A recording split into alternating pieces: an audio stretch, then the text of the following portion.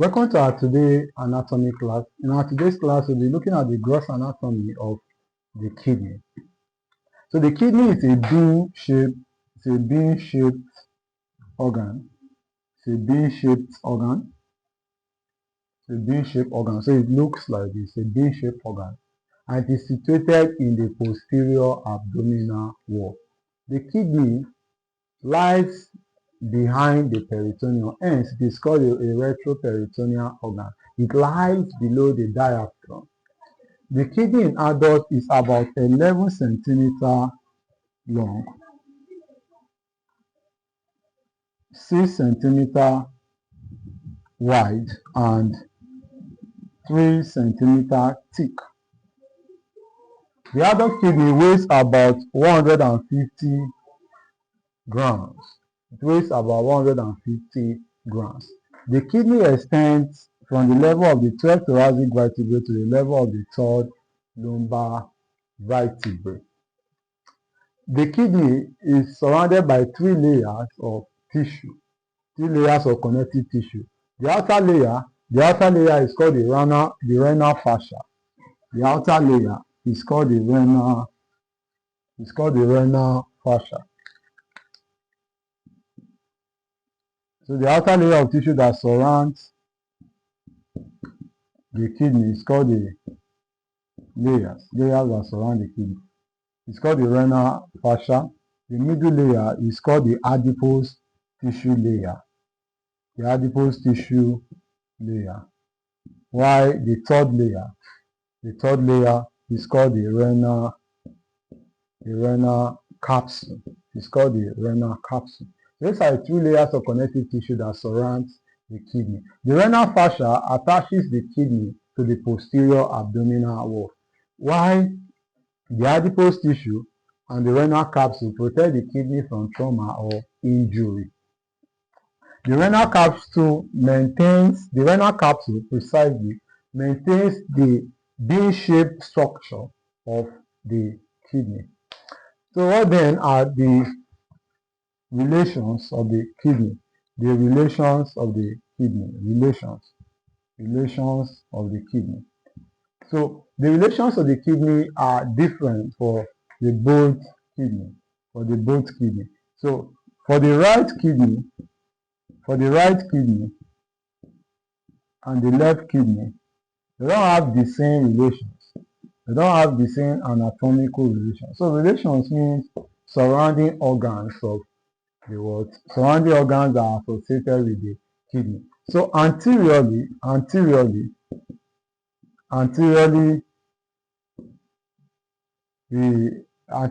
to the right kidney, you have the right lobe. You have the right lobe of the liver. The right lobe of the liver. The right lobe of the liver. We also have what we call the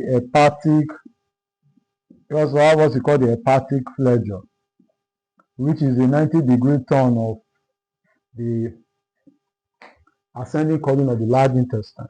So anterior to the right kidney, you have the right lobe of the liver. You also have the hepatic flagella, or what we call the right colic flagella. While anterior to the left kidney, we have the stomach, we have the spleen, we have the pancreas, and we also have the splenic flagella. So the splenic flagella is the 90-degree turn of the transverse column of the large intestine.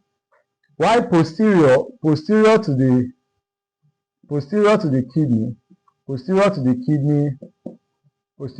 kidney, we have the posterior part of the diaphragms.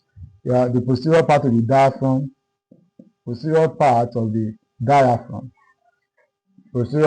diaphragm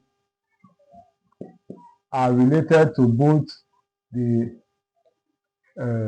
left and the right kidney posteriorly. And also, some of the muscles of the posterior abdominal wall, such as the iliacus muscle, the quadratus lumborum, the psoas muscle, and even the transversus abdominis muscle, the posterior part, form the posterior relations of the kidney. Then superiorly related to the kidney, we have the right adrenal gland.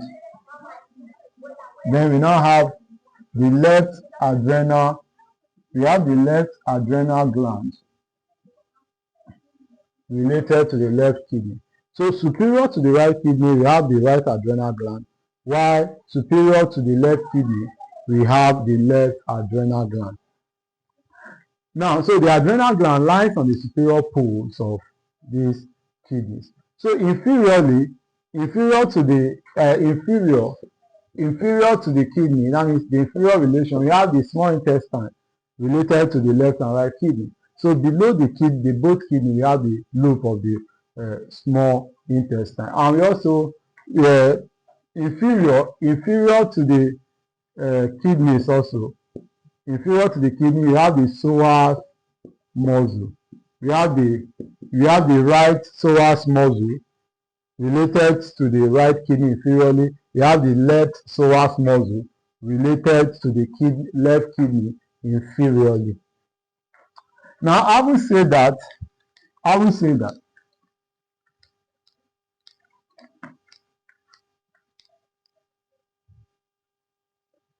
if you take a cross section of the kidney,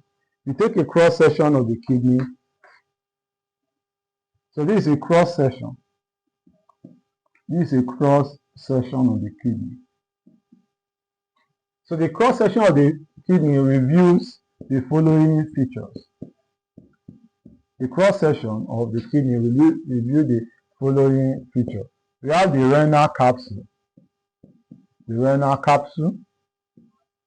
the renal cortex. We have the renal medulla. We have the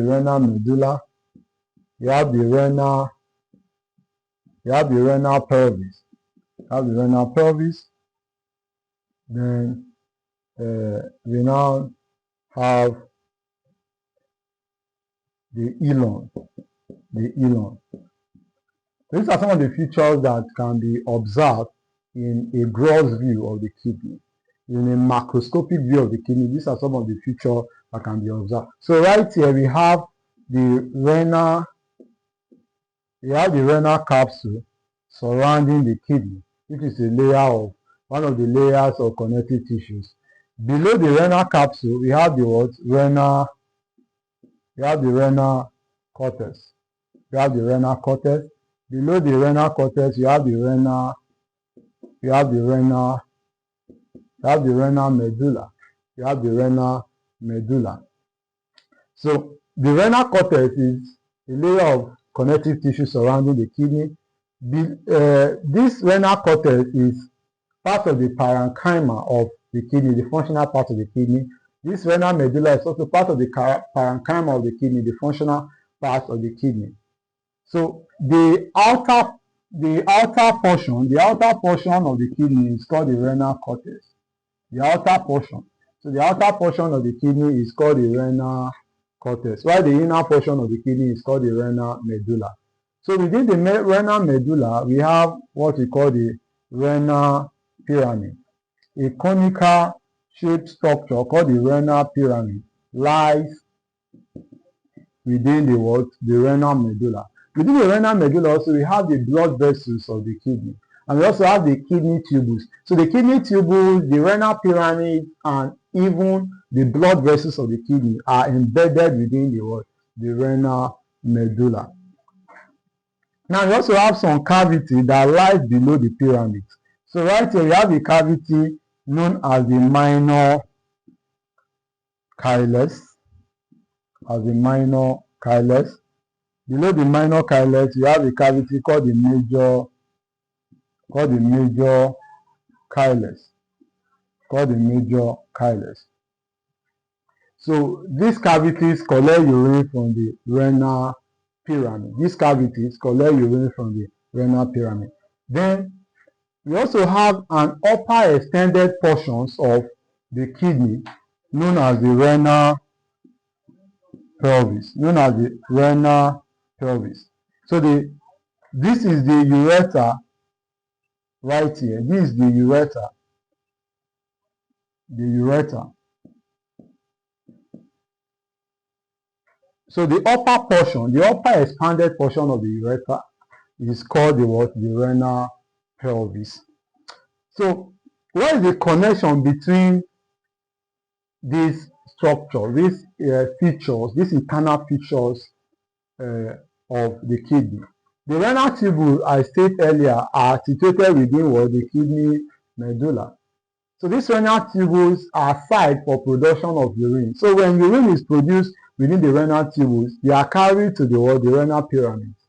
From the renal pyramids, they are collected in the minor chylets. From the minor chylets, they flow into the major chylets where they are finally collected. From the major chylets, they are transported to this funnel-shaped area known as the what? The renal pelvis. From the renal pelvis, the urine moves into the urethra. From the urethra, the urine will now be conveyed to the urinary bladder. From the urinary bladder, the urine will now further be conveyed to the urethra, where it will finally be released to the exterior. So that is the connection between these structures. Yeah, having said this, we want to get another very important feature that we have right here called the hilum.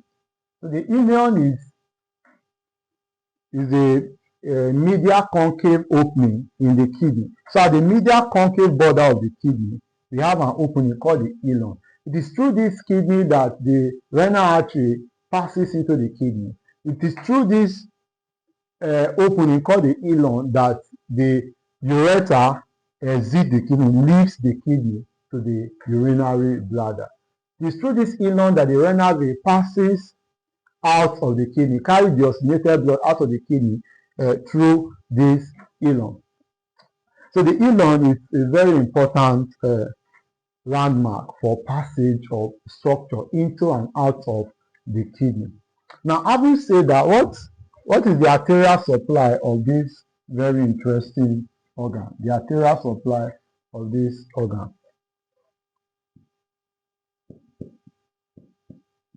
Arterial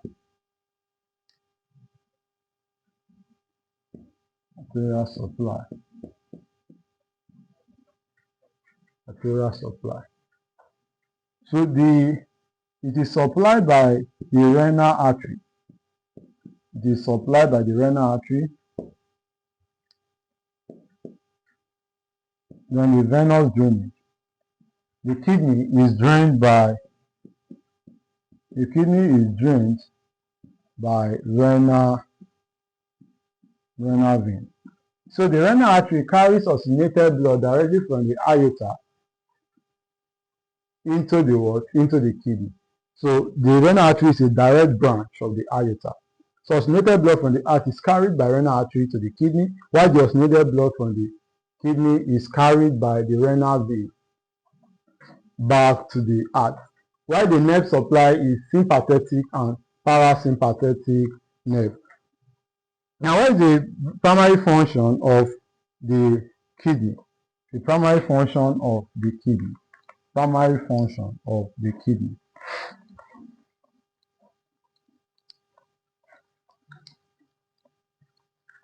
Functions of the kidney. Function. 1. Urine formation. So the primary function of the kidney is formation of urine. So when urine is formed in the kidney tubules, it is transported to the renal pyramid. From the renal pyramid, is collected by the minor and major chylets. Now further transported to the renal pelvis. From the renal pelvis to the ureter. From the ureter to the urinary bladder. From the urinary bladder, it is released through the urethra to the exterior. Then it also play a role in the production of hormone productions, stimulate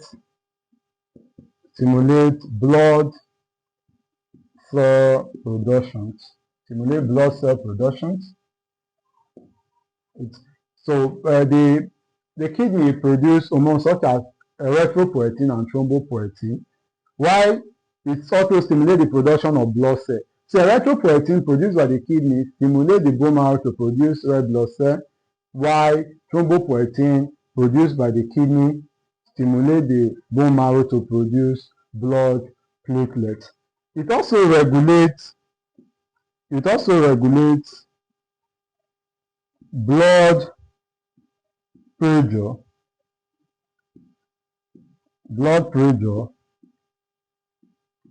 and blood calcium level, So the kidney also has ability to regulate blood pressure. So the kidney produces a substance called renin. So this renin initiates the renin-angiotensin system, which regulates blood pressure. While the kidney also have ability to produce 1-alpha hydroxylase, we convert inactive vitamin D to active vitamin D. This active vitamin D increases reabsorption of calcium from the kidney, from the GIT, which is the gastrointestinal tract, into the blood stream. So I will say that, lastly, what is the applied anatomy? What is the applied anatomy? What is the applied anatomy of the kidney? One, we have what we call the pelvic kidney.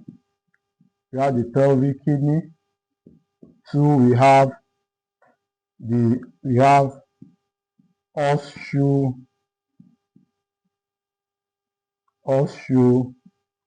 kidney. We also have renal calculus. We have renal calculus. We have glomerulonephritis. So these, among other conditions, are associated with the kidney. So renal kidney is a situation where the kidney refuses to ascend from the pelvic cavity into the abdominal cavity. During development, the kidney moves from the pelvis into the abdomen. But people with pelvic kidney are people whose kidney refuse to move from their pelvis into the posterior abdominal wall. Then horseshoe kidney is a situation whereby, it's a clinical condition whereby the lower lobe of the kidney fuse to form a horseshoe shape. So when the lower lobe of the two kidneys fuses, it forms horseshoe kidney, and this can impinge on the ureter, resulting in accumulation of fluid in the renal pelvis. And when there's excess accumulation of fluid in the renal pelvis, it results to hydronephrosis. Renal calculus is the same as kidney stone. This is when crystals are formed in the kidney, causing blockage for urine flow. So these crystals are formed when there's a combination of calcium ion with some waste products in the urine, waste products like urea, cysteine, and even phosphates. Then glomerulonephritis is the inflammation of the glomerulus of the kidney. When the glomerulus becomes inflamed as a result of infection, we say that the patient suffers from glomerulonephritis. This is how far we'll be going with the gross anatomy of the kidney. I am Simon, your anatomy educator. I look forward to seeing you in my next class.